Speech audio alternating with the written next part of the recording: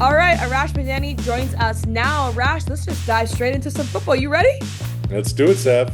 All right, we got a lot to talk about, starting with the Laurier Golden Hawks. They may have served the Western Mustangs one of their biggest losses in program history, with the final score being 60-13. Oh no. And it was also on Western's turf as well. Arash, run me through what happened out there. Well, first of all, Sev, 60, like 60, 6-0, Sixty. I exactly. mean, that has to be an all-time defeat in Western's football program history. Like, you just don't see anything like that happen to the Western Mustangs, no matter what the era.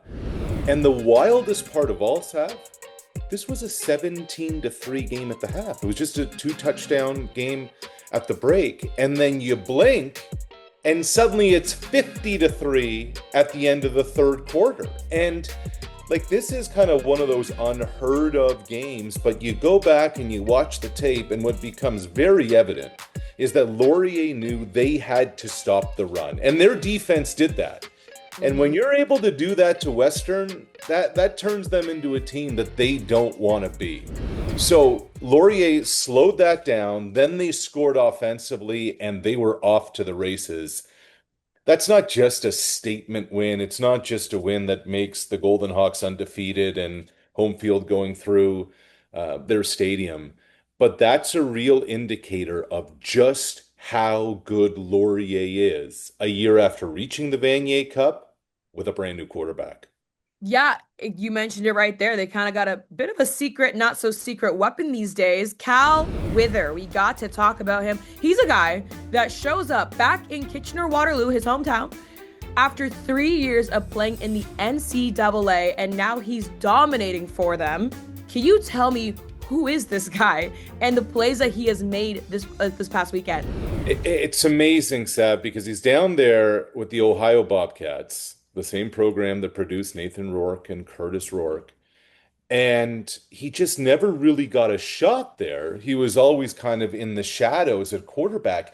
And he hasn't played Canadian rules in forever because he played football north that sets up games stateside, and then he went on to Division 1 football. So then he's just, trying to make a decision. Look, I'm not getting a chance at Ohio. What am I going to do next? And he exhausted a bunch of NCAA options. And then in late May, he committed to coming to Laurier. And Sav, when I say commit, he went all in to the point where every single day he was in the office of Laurier's offensive coordinator, Todd Galloway, understanding the system, getting the terminology down, etc.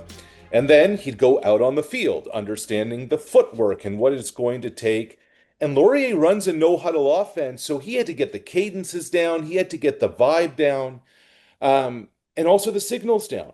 And so this was a work in progress. They go into training camp, they split the reps three ways because nothing was really given to him.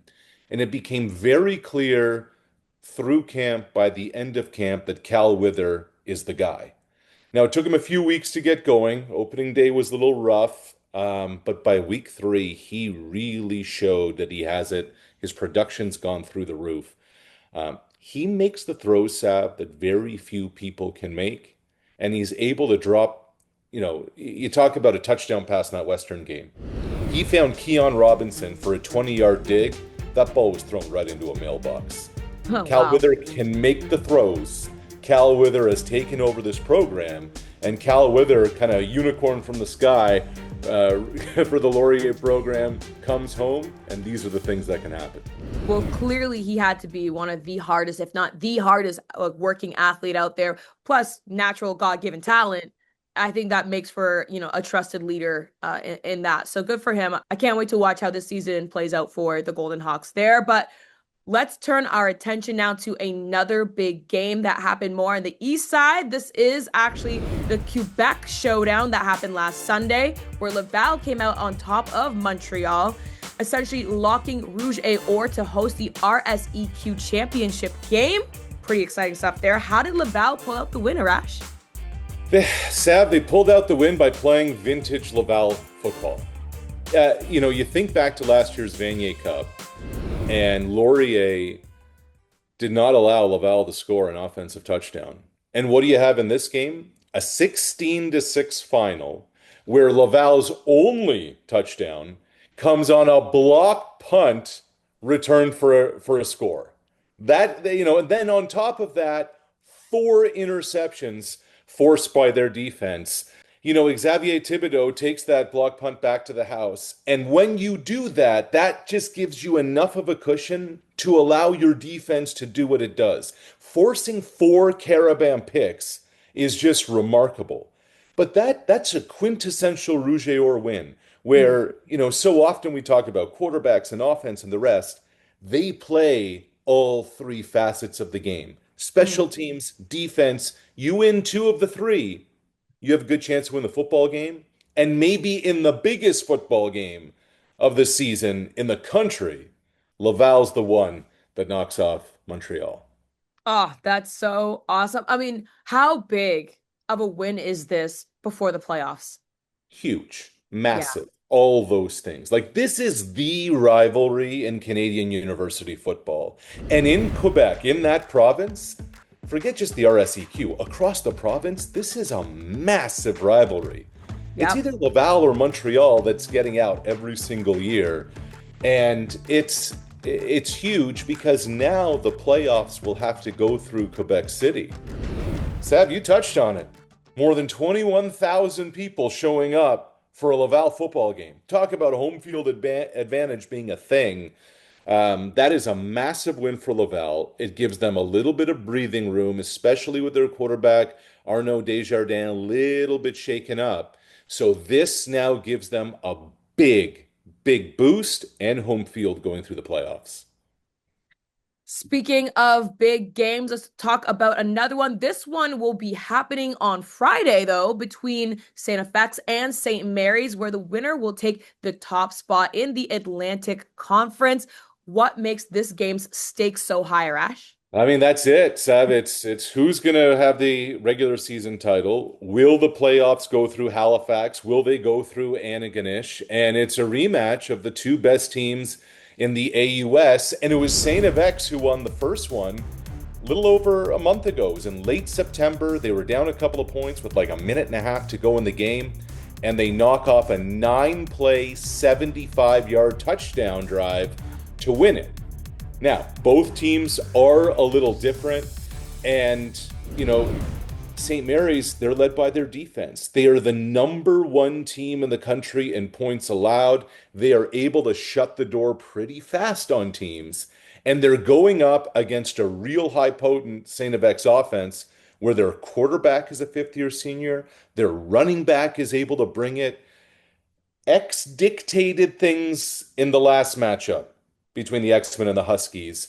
St. Mary's was a little off. Let's see what happens this time around with Friday Night Lights. Well, we know that running the football is definitely a priority for them, and they have a senior actually kind of taking the lead in Bussy, but you know something about a family connection there, am I wrong? Yeah, well, this is a real neat one, Sav, to me. I mean, Malcolm Bussey just Mm, became the all-time leading rusher in St. FX history, and he amazing. still has a year to go. So congratulations to Malcolm. But what makes this really cool is not just that Malcolm's a Nova Scotia kid who stayed at home to do this, especially after going to prep school in New Hampshire, where twice he was the Gatorade Player of the Year. But Malcolm Bussey wears number 27, just like his grandfather wore number 27 for St. FX. And his grandfather's in the Nova Scotia Sports Hall of Fame.